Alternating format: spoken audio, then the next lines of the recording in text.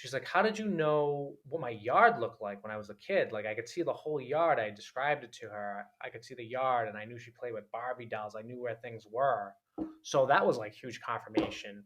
Another time, one of my clients, his mom had passed, and his mom had said, "Look through the papers in the kitchen. There's a basket." So I'm like, "Is there a basket in the house?" She showed me a basket, and she showed me papers in the basket. And then sometimes I have to put it together. I was like, "Oh, I think she wants you to look through those papers. You should probably look through them." And she's like, "Yes."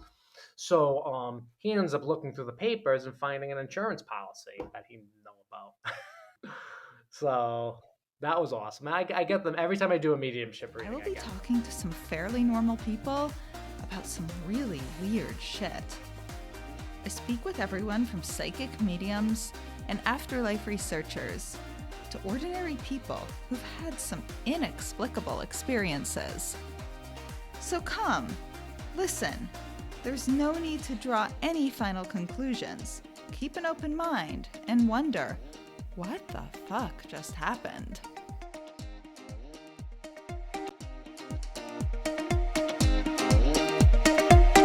Hi, I'm so excited today. I have psychic medium William Patrick on, and also he's not just a psychic medium, he has a bunch of fascinating abilities, and he can tell you about them and introduce himself. Yes, again, my name's William Patrick. I am a psychic medium, but I also do other things like I do tarot and I do energy healings, and I have what I call advanced readings as well, like past life readings and Akashic records, spirit guide readings, where if you have a question on a specific subject you want to find out, I'll channel a specific spirit guide that is an expert on that subject. And I do multiple other things as well, like coaching and programs to help you develop your spiritual abilities if you ever wanted to look into those. How did you first learn that you had these, I don't want to say abnormal, but non material, non typical abilities? I really didn't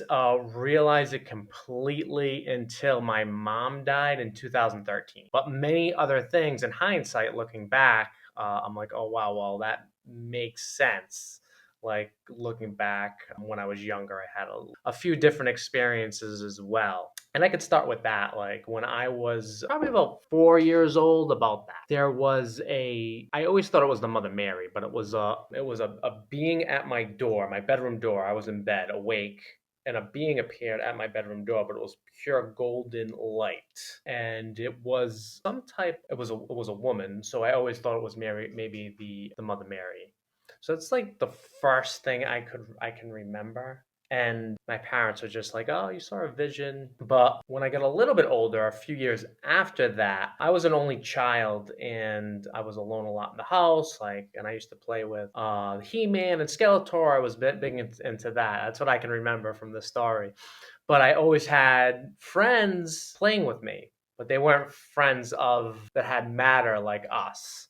So So they were spirits, what people would say are imaginary friends, but correct, you feel correct. they weren't, they were real Ye beings. Yeah, yeah, well, not knowing it then, I didn't know what they were. I just know I was communicating with them and having fun, you know?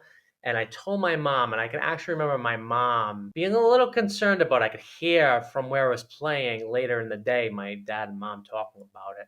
And like, oh yeah, that's just imaginary friends. But when I gave them that meaning, they ended up disappearing. Like I didn't see them anymore, which I didn't really think about at the time until now. You mean once your parents said they're imaginary friends, or when you told your parents they were imaginary friends, that's when they disappeared? Yeah, like I didn't know what they were, and my mom said they were imaginary friends, and then they disappeared. Did they look like humans, or were they interesting animals? They were humans. They were children, but they wouldn't look like us. They were like white. Like instead of a golden light, they were like a white light, those friends. Interesting. Yeah, because they say children lose our abilities around 5, and a lot of kids have imaginary friends until 5. So, It's interesting. And you could see their face and their features and all of that too. so that was the very first thing. And then what happened after that? Well, from there, as I got older, a few people passed away. Like I had a cousin pass away, my grandparents. My cousin died really, really young. He was 17. I think he was 17. And the night before he passed, I dreamt about him. So, and then the night before one of my grandparents passed, I dreamt about them as well. So I always thought that was something that, looking back, I was like, oh no, that's just a coincidence. But until I got older now, I'm like, oh no, that was not a coincidence. Wait, you dreamt about them right before they passed or Yeah, right after? the night before. I know some people say these dreams feel more real than Oh regular yeah. dreams. Did it feel different? Dreams like that, and I still have those today. They feel, and I'm sure many people have them, they feel, it's the dreams that feel very, very real. They have a different feeling to them. It's kind of like an energetic feeling, so it's hard to describe in words, but you know the difference for sure. If it's not personal, what was the dream about your grandmother? And may I ask also, had she been sick or was it fairly unexpected that she passed? My grandmother was sick, but my cousin was completely unexpected. Oh, and you dreamt about your cousin beforehand as well, the night Yes. before? The night before. The night What before. happened? What was, if you don't mind my asking, what was the dream? Well, it was funny. My cousin died in a car accident, and I was actually in a car with him in the dream, and we were just hanging out in the car driving. And I think there was someone else there was someone else in the front. I was in the back, and we were just hanging out. And the night he passed, you know what? Actually, it was the same night because he died at night, so it was actually the same night, not the night before. It was the same night that he passed. I dreamt about him, and I was in the car, and he died in the car in a car. So you dreamt about this maybe while he actually was in the car where the accident was. Yeah, it could have been for sure. Yeah, could have been around the same time. Yeah, it was the same night. Did you ever check if like the car looked the same or anything like that? No, I know whose car it was. The car was different, but still, you know. Still, I mean, Yeah, that's still really, that's, I mean, I'm so sorry, first of all. That's not an easy experience. And I don't know if it gave you any, like, I don't know. I feel like people could feel different ways about that. So it could either be considered a wonderful thing or traumatic. I mean, obviously the loss is traumatic, but that yeah, experience could either be on a scale many different things. So yeah. I feel like it just shows that to trust some of the certain dreams, to trust them. At the time, I was like, oh, I like later. Well, everything was just so traumatic later because I was with his sister. I was in New Hampshire with my parents, and his sister was with us. Like, and he was in Providence, Rhode Island. So it was all traumatic. Everything was so traumatic after. I didn't really even have time to put two and two together. But I remember looking back and saying, "Oh, that was just a coincidence at that time." But I was like, that was weird. that is weird. And then that you Yeah, had that happen again with your grandmother. What yeah. was the dream about your grandmother? I honestly can't remember the specifics of my grandmother. Can't remember, but I remember dreaming about her and looking back. I was like, how did that happen? And what you said you continued to have experiences as you were growing up. What were some of the other inexplicable experiences that made you start thinking you had these abilities? Yes, during my first communion, the nun, her name was Sister Margarita. She would visit everyone in the neighborhood, all the kids that were making their first communion. So my mom like gave her coffee. She had Italian cookies, and I was sitting there. They were talking, and my mom's talking to Sister Margarita, and I just knew. I was like, she's gonna spill that coffee, and her hands weren't near or anything, but I just knew the coffee was going to spill. So, and the coffee spilled. So I remember that too. And so that could have been either, I knew that was going to happen. And sometimes I talked to someone else about this specific thing, and they were like, oh, maybe you made it spill. So that's possible too. Oh, yeah, that could be. I mean, who knows? But they say PK, the mind's ability to affect matter, a lot of times people are doing it and they think there's, a lot of parapsychologists will come out on, for lack of a better word, ghost hunts. That sounds a little sensationalized, but nevertheless that's what they'll do, and they discover that it is, they call, a living agent. The person's making all this move around with their own might as well need affect matter, and the person has no idea they're doing that. So that happened, and then I know you said you had some profound spiritual experiences as you were learning all this. Yeah, so from there, not much happened until my mom passed, but I was always like very empathic. Like I would feel people's energy all the time. And like I didn't learn how to control that till like honestly, like recently. I would always like even going into a room maybe a few years ago, like I would get like if people were feeling a certain way, I'd feel it. I'd bring in their energy. So I feel like that's a part of my gift, even though there's two sides to that. That could be good. It's good now, but at that time it wasn't so good. So definitely I'm very empathic, but then when my mom died in 2013, a few months later, she gave me a sign to meditate. And I had just an urge to go look at this painting, and I didn't hear her voice, but I was like, I knew it was her. She was, and it just popped into my head. And she's like, "Go look at this painting. It's in my parents' house." So I go look at the painting, and I'm just staring in front of this painting. I just had like an urge to do it. Like it was like I can't really explain it. It was like I'm standing in front of a painting, which just kind of sounds weird, right? So in the painting, there's a pine cone inside the painting, and I never noticed before. I mean, the painting was there for many, many years, and I never even like went that close to it, I guess. So I'm standing there, and I'm like, this is a sign from my mom. And I was like, pine cone. And I just knew. I was like, pine cone. I was like, well, what's up with the pine cone? So the symbol for the pineal gland is the pine cone, which is your third eye. Pineal gland. So I was like, oh, she wants me to meditate. And did you know that symbol then, or were you Googling and trying to figure out why pine cone? Or you got it right away? I Googled it.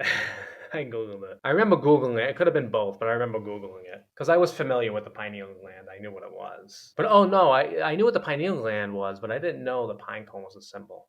So yeah, I must have just Googled it. I didn't know that either. And that's also interesting that you knew to look at the pine cone and you were able to make that association. Yeah, it was so weird. I was like, what? I was just, why am I was almost like, why am I looking at this pine cone? Like,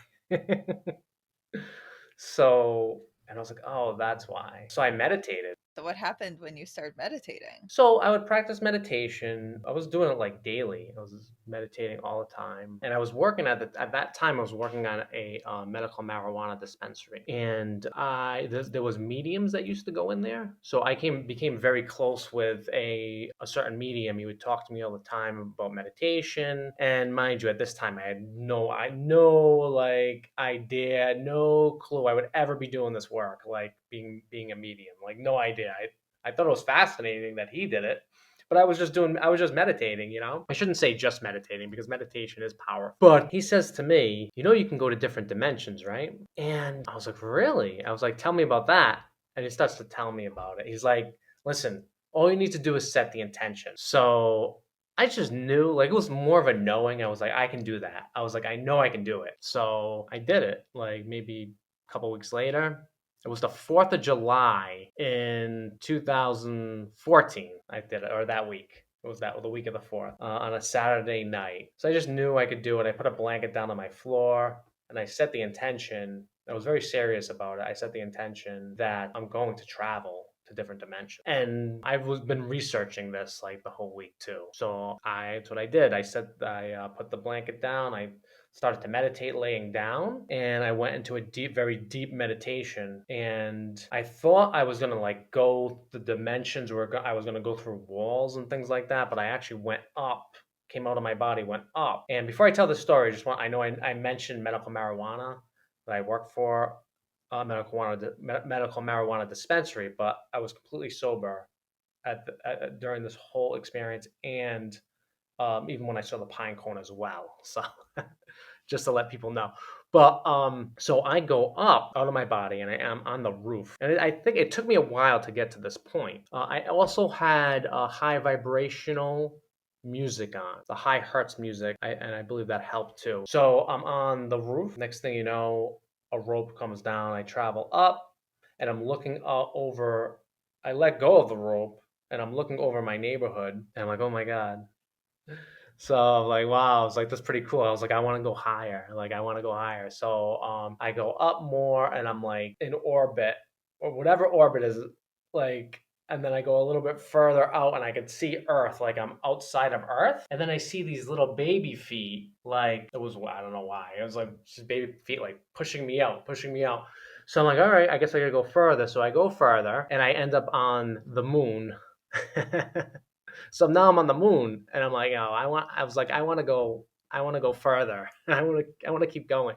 So I'm on the moon and there's this trampoline there. So I go towards the trampoline, I bounce off the trampoline and I go higher. And I end up like flying past, I keep going through space and I end up flying past space into this blue void. There was nothing there at all. And do you think, were you literally in another dimension, or do you think it was as if you were actually going what actual very, very outer space end of our universe, maybe even going into the next universe if there's a multiverse looks like, or do you think it was a different dimension of our universe? Oh, it was a different dimension, or come to find out, that's the astral realm, is what that's called. I didn't know what the astral was at the time, but it's the astral realm where I was. Can you explain that? Because I don't know if all of us know what that is. So the astral realm, the best way I can explain it is it's a like a different dimension. It's a dimension where it's like a spiritual realm where there's no matter. There's many spirits that exist there, like even not in space, but there's also astral, like in the inner earth and things like that. And that's where like elves and fairies exist and things like that. And then there's galactic beings in the astral when you go there, or spirits in that realm.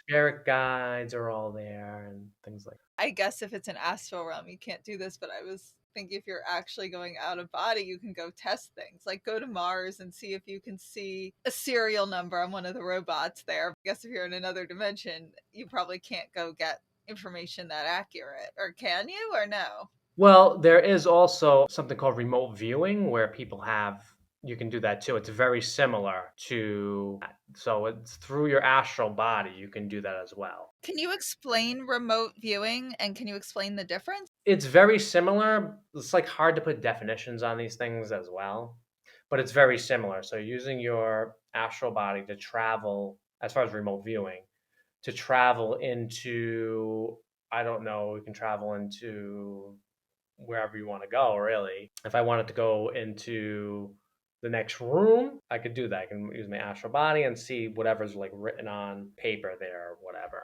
There's the government has actually, and this is documented, the government has actually used people that can remote view to like as spies and things like that to like spy on. They have a documented that the American spies were spying on Russians way back. I don't know what year it was, but there's plenty of information on it. Yeah, that's the Stargate project. I think it was declassified in the 90s, I believe, and I think it was conducted in the 70s. I might be wrong. It might have been conducted in the 90s and recently declassified.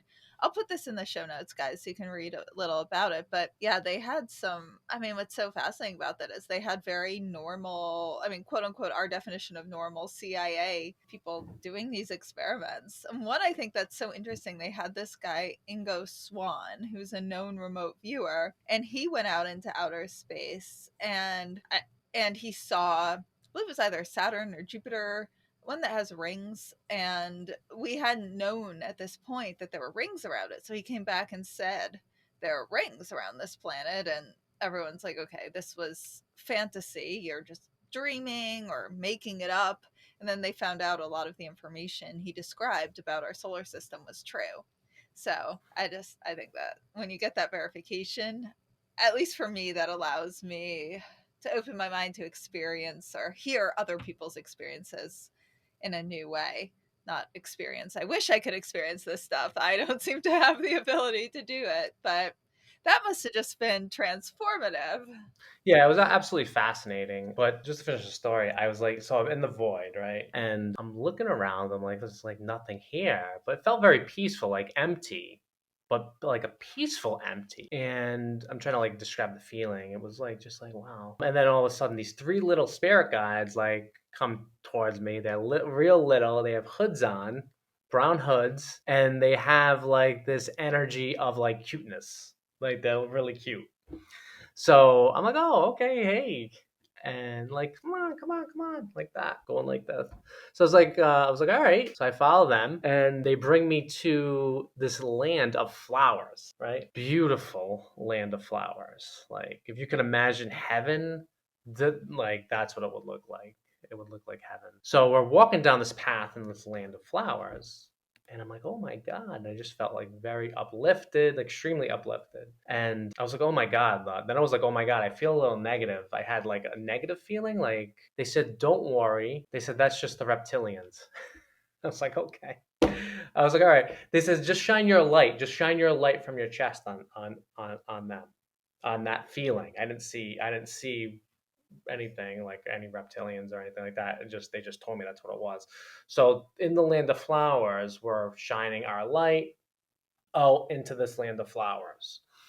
And then I all of a sudden I felt better immediately. And then briefly I was brought into a room of mushrooms for some reason. And I'm sitting in a chair and someone gave me a mushroom. I was like, okay. Ate the mushroom. And then I'm back in the land of flowers. I was like, okay, I'm back in the land of flowers, and like continued to shine our light onto the land of flowers. Like it was like a golden light from the chest, from the heart center. We finished there, and then we went to back into space, not into the blue void. We went back into space. So they're like, oh, you can fly. So I'm going to teach you how to fly. So I stopped flying, not knowing how to fly. I got a little bit out of control, and then I got really out of control. And they're like, don't go over there. And it was this part of space that I don't know. I don't know what it was. Maybe a black. I don't really know what a black hole is, but it was like kind of a hole because I went into it, and I'm just floating there. And there's clouds. I'm trying to move my way, like move the clouds. I couldn't see anything. I'm trying to move the clouds out of the way. I'm like, oh, I was like, I'm just floating. I hope someone maybe like there's no one else around. So they come down and get me. They swung down in a rope and grabbed me and brought me back up. And then I was back in space. So from there, I may have flown a little bit more from there, but after that they brought me over to these hoverboards, these golden hoverboards, and I was like, oh, what's this? So there's four of them, one for me and one for the three guides. So I get on the hoverboard, and this part was just amazing because it was like felt like a tour of the universe. I'm like, oh my God. I was like, this is wild. So this tour of the universe, we're on the hoverboards. I'm doing flips. I'm flying all around. It was just amazing, and I felt like nothing that I ever felt here on Earth. I never felt anything like this. Like nothing but pure love, like that kind of feeling, and I've never felt it here on this planet. Pretty wild. And when we finished that, I was like, we gathered around like in a circle after we're done with the hoverboards. I was like, oh, can I see my mom? And they're like, yeah, absolutely. So I thought I was gonna like see my mom, like a physical body, but it's huge. They're like they sent me out into space, and this huge rock, like huge, like maybe the size of a meteoroid, I don't know, but it was huge. Comes toward me. It's like yellowish color, but not yellow, like a tan yellow kind of. It comes towards me, and I just felt like even more of that feeling of nothing but absolutely pure love. From there, I was like, why can't I? I was like, why can't I see her? Like, why can't they're like, this is the vibration of? They didn't say vibration, but they just said you're actually at a higher level than her right now. It's like, oh, well, that's interesting. From there, I came back. It took me like a whole week. Oh well, let me tell you one more part. From there, I was once they said that, I must have thought like I want to see like my mom, like her, like how I know her. But I was brought down, so that must have been a higher vibration. But I was brought down into a restaurant, like, and it was the weirdest thing. And I just heard you're not at. I heard my mom's voice. She's like, you're not at a higher vibration than me. So somehow I was brought down into like a lower vibration to communicate to her. And then I was like, whoa, I actually like, that's when I like wanted to come back because that was like, I just want to come back. So I came back, and I was like, so now I'm in 3D reality on Earth. I'm like, I can't I can't even believe that just happened. Like I can't even believe it, but I did. And it was a weird rest of the week because the whole rest of the week it was hard to do some physical tasks like brushing my teeth. It was just weird, like brushing my teeth, and traffic would really like I was like I'd be like, I can't believe I'm stuck in this traffic, like, because there where I was, you can just go right through anything. Like, you don't, there's no matter, so you just go right through it, you know? So it took like a week to adjust. Now I teach this too. I teach astral travel, but we start very, very slow. I kind of went right into it, and coming to find out, I've done this over many, many lifetimes. So I've done this type of work, so that's why I can do it really easily. But the way I start my students is I start them very, very slow, so they won't have that type of experience. I'm so jealous of that experience. That sounds incredible.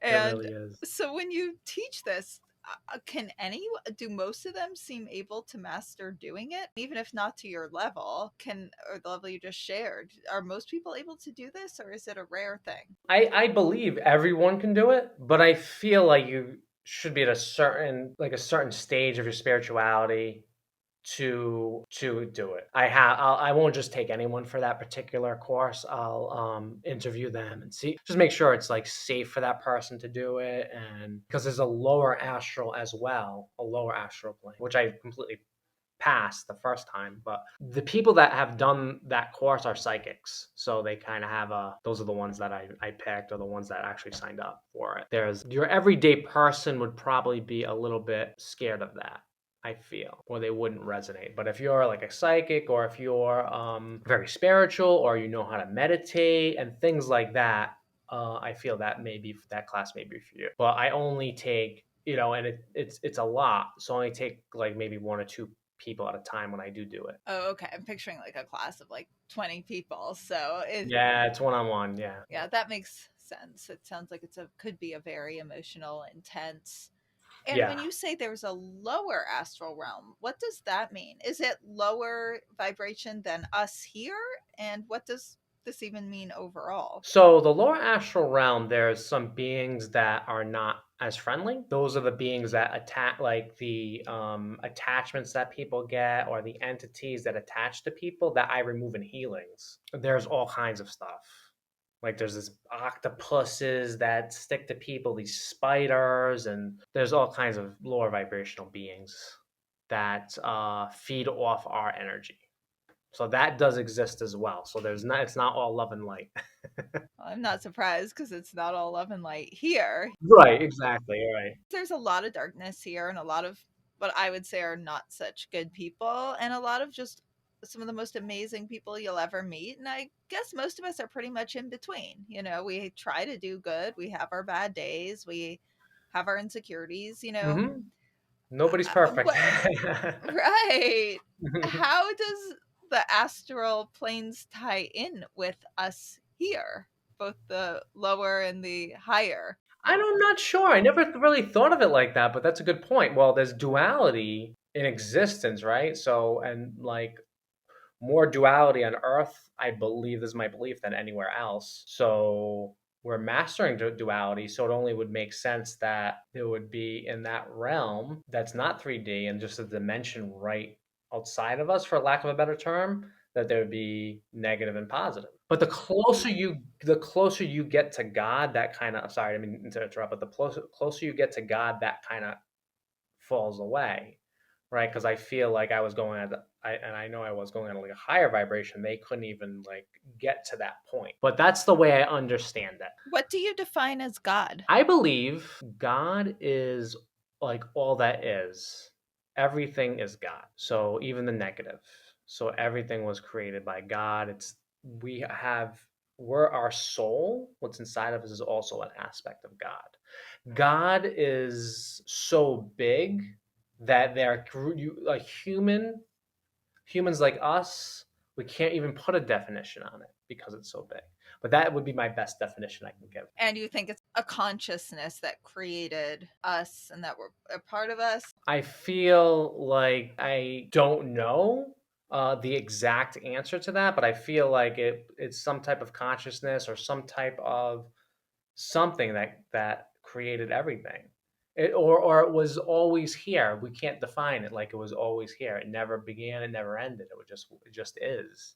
It's just existence. Yeah, like we can't really wrap our heads as humans around the concept of eternity, whether Right. physical eternity going out, you know, into space eternally or time eternal.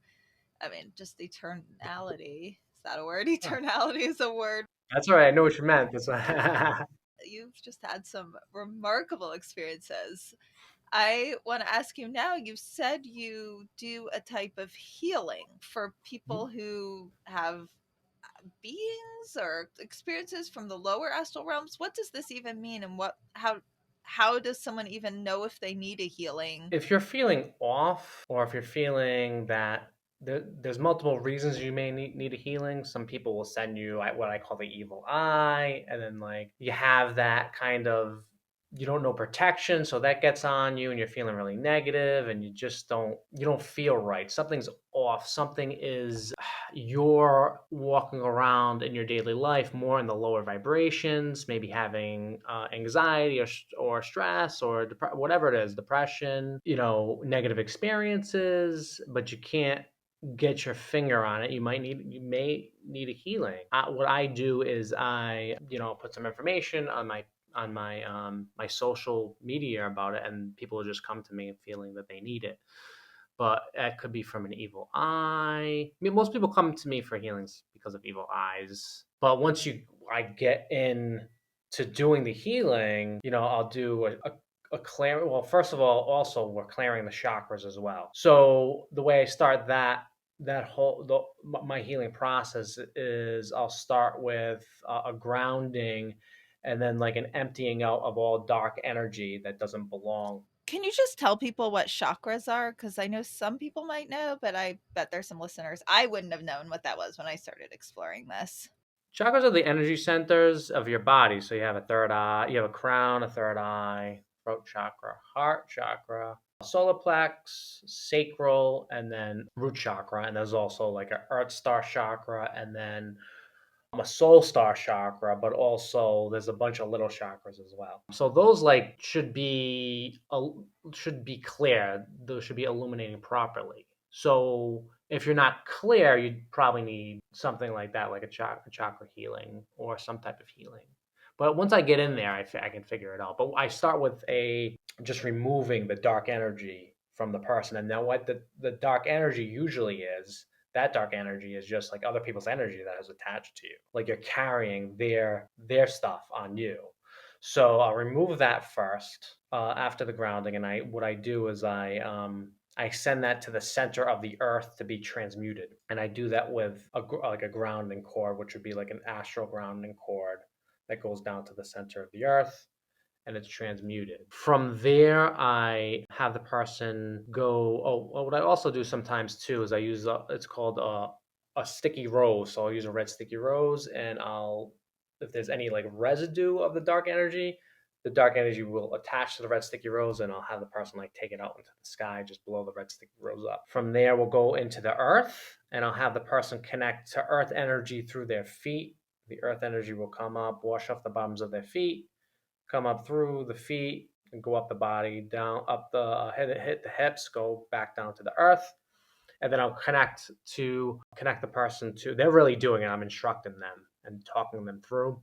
I'll have them connect to the God source energy, and that will come down. The God source energy, whatever color they're seeing is correct. It's going to wash off the crown, come down, mix with come down the back, mix with the earth energy to a new energy, then come up and clear the chakras, and then eventually ends up coming out of the crown, removing anything that was like in the chakras, and the remaining will go back down the grounding cord. Then I'll have them expand their aura and make their aura really strong, and that new clean energy will clean the aura. Then I'll have it come back down and come down the arms and out of the hands as well. And then in between that, I will call in archangels. So I'll call in Archangel Michael to cut any cords that don't serve the person, like any attachments to other people, anything that doesn't serve them. And then I'll call in Archangel Gabriel for an emotional healing, Archangel Raphael for like stress and physical anxiety, and then Archangel Uriel for another grounding. I may call in Jesus for peace. I may call in Mother Mary, Mary Magdalene. I work with Merlin as well. Bridget, I may call her in.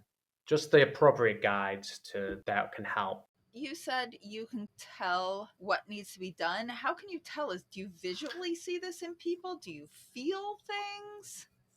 I can see it through my third eye. That's the first part of it. Then the second part, I do another clearing where I can see stuff. So I'll start at the crown and then I'll be looking through my third eye at anything that's in there. And sometimes there'll be like, there's all kinds of different things that you can see. Like one time I saw like all these eyes, like they're all evil eyes, like attached to each other that I had to remove. And so you see it visually. Do you see it as clearly as I can see the screen right now in front of me? Or is it more like when you imagine? What does it even mean to see it? It's similar to imagination, but it's different. It's through the third eye, so it's like it's a psychic vision. But the closest thing you could define it is through imagination. That's like the beginning, would say the beginning stage of it. But it's more like the astral travel. It's more like those types of visions. Just like if anyone had a dream, like about and the dream came true, it's kind of that kind of vision, like the real dream. So very similar to that, if that's the best way I could describe it. And I have a question what the evil eye is. Is that people who intentionally would know to give someone the evil eye, or is that more like a symbolic of having a bad interaction with a toxic person? Sometimes it could be intentionally putting the evil eye on someone, but sometimes it could be as simple as jealousy. You're sending jealousy towards the person, and that everything's energy. So that jealousy or whatever it is that gets on the person's energy field, or even like not wanting the person to succeed at something that gets on them, that can affect the person. And this usually, not everyone's an expert at protecting their energy space. Like I do things daily to like all day to protect my energy field. So most people don't do that. So that's why I can get on them and affect them and stick to them. So and what happens, unfortunately, from there, the person's energy field is funky, right? So this negative energy also attracts negative entities and attachments. They'll come in from the astral and be like, oh wow, this person's feeling anxiety. That gives me energy. I need that to eat because they eat the negative energy. That's how they survive. That's how they think that's what they think they have to do. They think they need other people's energy. And then it can go right down to worse than that, like really negative, the D word. I just call it the D word. I don't want to give anything power, you know? If you can think of what the D word is, DE word. Okay, not death. What Yeah. religious people would call the opposite of God, and you'd prefer not to use the word, that word. Right. It's not. I'm not saying that. I'm not. Like I'm just saying demon, like a demon. You know what I mean? Oh, okay. Yeah, no, I respect if you don't want to say. It could be. It could be that bad. It's unfortunate. Usually, I'm removing entities though or attachment. And are beings like that, I'll respect and not say the word if you prefer, but that D word, are those discarnate consciousness that were once human, like they could have been Hitler, or were they never human? And the same with the loving ones. All in both. All and both.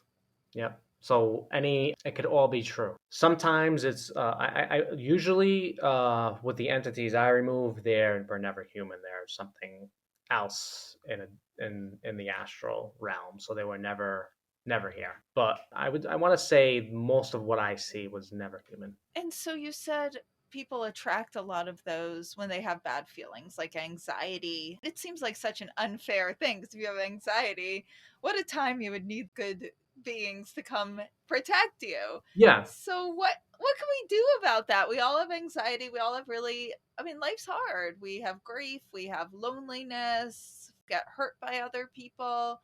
Well, the healings do help. I get healings myself from other people, so they certainly do help. But if in everyday life, one thing you can do is transmute or alchemize the negative energy into positive. So if it's something that's coming at you, like anxiety, like something happens and you get like it makes you very anxious or you get a really negative feeling, the one thing you can do is like really feel it.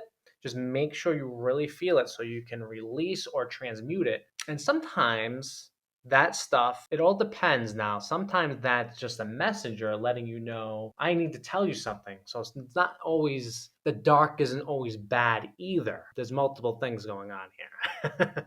So sometimes it's just a messenger like, oh, you need to know about this. So here it is. And then you can let it go. But that's one thing they can do. The other thing they can do is, just use discernment, be picky on who you surround yourself with, what you let into your field as far as like what you're watching. I don't watch the news. I mean, personally, I don't watch it because it's for me, it's like not for me.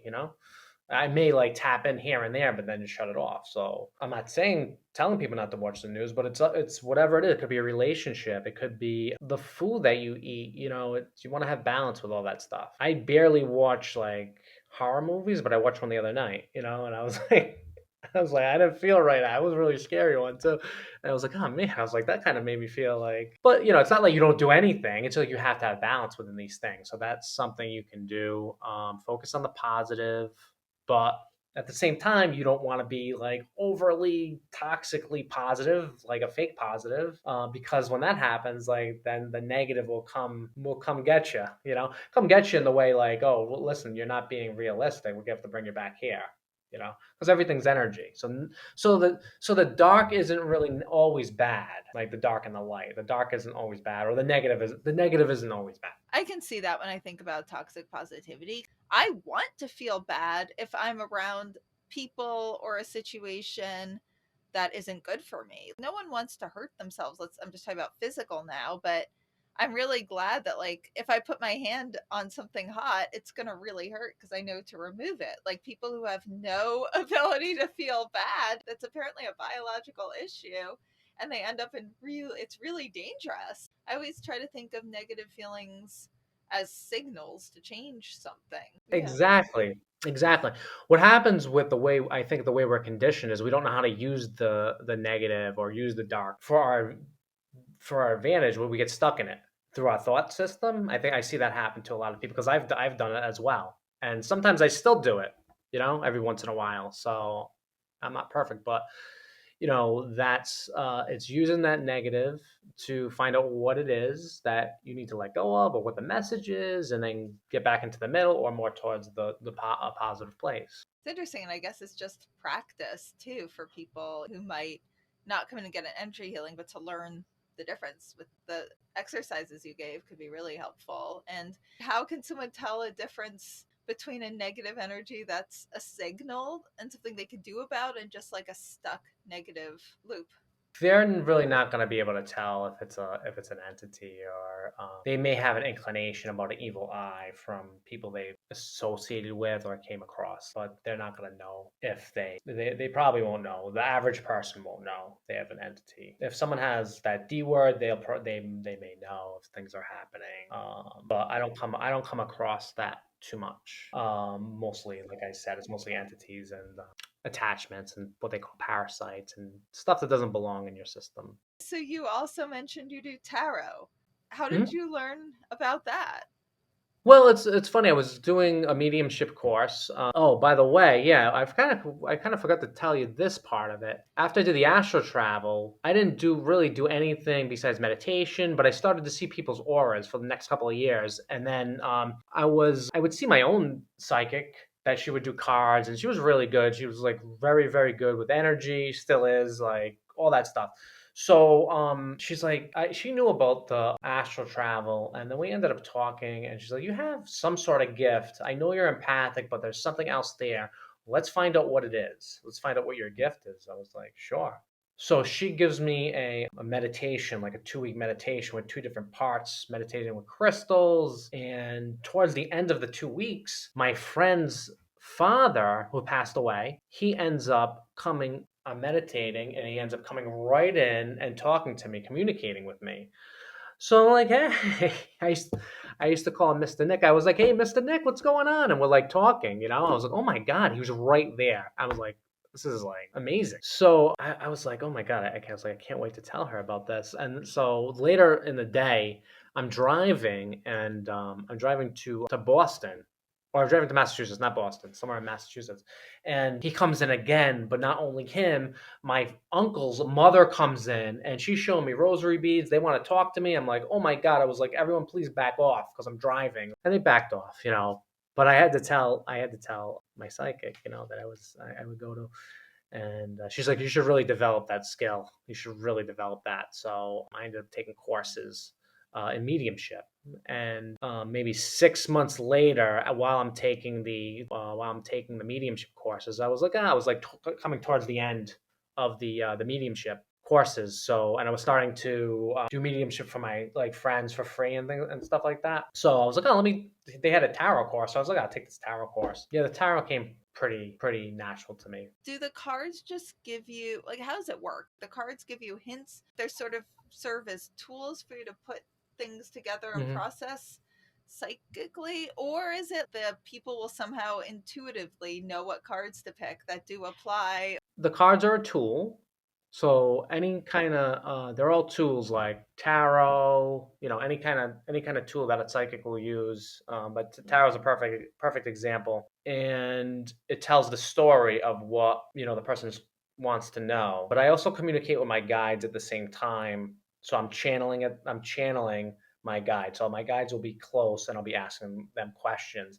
And the way I do it, I don't know if anyone else does it like this, but they let me know when to stop shuffling, and they'll say bottom of the deck, middle of the deck, top of the deck. So I just kind of listen to them. So yeah, the cards are just a tool of the what they're trying to find out. I'll tell you the weirdest thing happened to me. I was doing a tarot party this Saturday night on Saturday, and the person sitting with me saw this too. I had I had like a card. I was using multiple cards, like I was using oracle cards and tarot cards, and one pile. I put the pile down. The tarot card was, you couldn't see what it was. It was turned over, right? And I'm talking. I was like, "What do you want to know?" But I was like, What else do you want to know?" And we're looking at each other, and he's like, "I want to know this." And then I looked down, and that same pile, it was flipped upside down. So I was like, oh, there's the message right there. And I put it I showed him the card. I was like, that's the answer. Wait, the card just flipped on its own, you're saying? Yeah, yeah. And he saw it too. I didn't see it flip, but it was flipped. So strange things. You do three things. You said tarot, I guess four: psychic readings, medium readings, and just so everyone knows, psychic is when you read a person's energy. I know I've talked about this before in the podcast, but this is your first time tuning in. Psychic is when you're reading a living person's energy. Medium is when you're communicating and connecting with someone's passed away. So you do psychic, medium, tarot, and healing. Those are the things you do, Mhm. right? Did I leave anything out? Nope, that's pretty much that's. I do also teach what they call Kundalini yoga, but I do that one-on-one. So I only take so many clients, but I do that as well. So, how do all four of these skills tie into each other? Do they feel very similar, different to you? They feel very, very similar. Yeah. Yep. They feel very, very similar. I'm very clairvoyant mostly. So it's all most of my powers are through my third eye. All right. And even like when I'm communicating with my guides, sometimes I can see the word. Like it's almost like if you're watching a movie, you have subtitles. Like I'll basically see subtitles. But sometimes I'll hear stuff too, but I'm mostly clairvoyant. So that's my main skill. I'm going to ask you, what is the biggest, most evidential, weird, what the fuck experience you've had in all of this?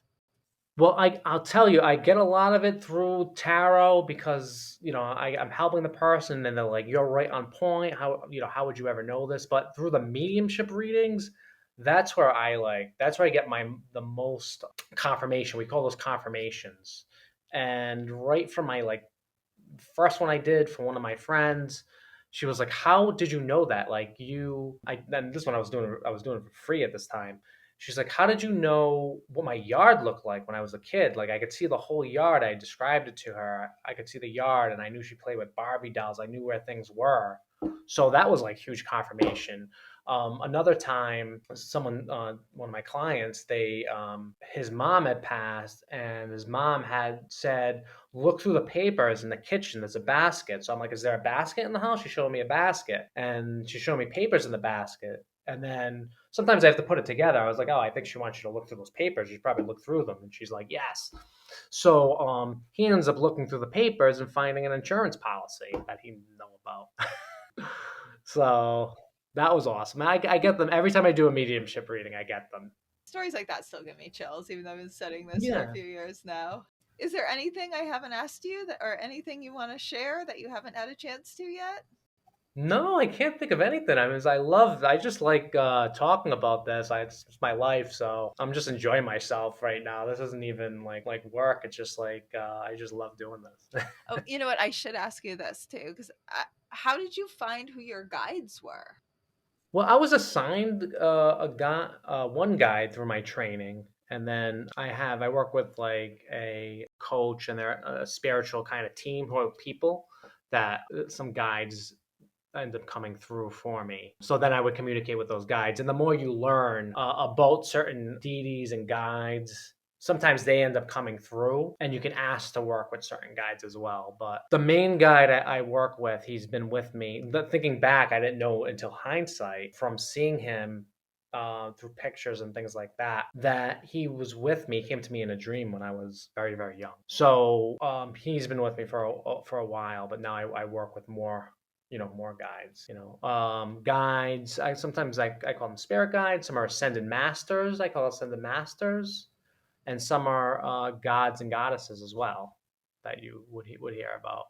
But they're only of the highest vibration, and there's certain ones that I will work with, and there's certain ones I would definitely not work. Okay, so then I have one more question. So you said gods, goddesses, and guides and ascended masters. Were they ever human? And maybe they've had multiple lives and have really evolved. Were they never human? Like, could we be guides or gods and goddesses one day? We could, yeah, we could be ascended masters. Most of the ascended masters were human at one time. So that's why I like to work with them, because they understand the human experience. Where if you work with like some of the angels or archangels, they were never human. So they have a different But they perspective. understand humans, or they help I'm humans. sorry. They understand humans. But it's just a different perspective, the ascended masters were most of them were human, and they ascended, like Jesus, Buddha. There's so many. There's a bunch of them. All of us eventually become ascended masters. No, I think it's like a path that you would want to take, because the way I understand Ascended Masters is they're close by helping humanity. So they're close, where they could go further and kind of just enjoy themselves. They don't have to help humanity. So no, it would be a personal choice and a certain level of spirituality that you'd have to reach to become an ascended master. I'll tell people where to find me. So again, my name is William Patrick. The best place to find me right now is and message me is on Instagram at Intuitive Visions 401. I'm also on TikTok. Please follow me at Intuitive Visions. And I'm on Facebook, William Patrick. You'd have to put in Providence maybe to find me on there. And my website is intuitivevisions.org. And you can like look at all my services on there and look at my reviews and things like that. Okay. And I'll put all that in the show notes. And thank you Awesome. so much.